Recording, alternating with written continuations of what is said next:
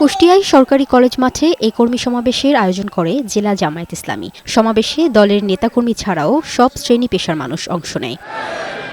ক্ষমতায় গেলে চাঁদাবাজ ও দখলদার মুক্ত বাংলাদেশ গড়ার প্রতিশ্রুতি দেন জামায়াত আমির ডাক্তার শফিকুর রহমান। সমাবেশে প্রধান অতিথি হিসেবে যোগ দেন তিনি।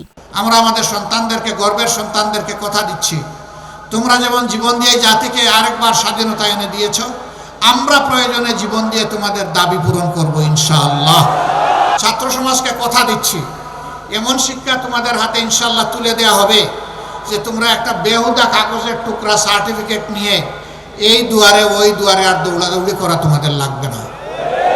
তোমাদের শিক্ষার পাঠ চুকে আসার সাথে সাথে কাগজের টুকরা আর তোমাদের ন্যায্য পাওনা, তোমাদের চাকরি বা কাজ তোমাদের হাতে উঠে যাবে ইনশাআল্লাহ। এ সময় তিনি জুলাই বিপ্লবের শহীদদের সাথে বেইমানি না করার আহ্বান জানান।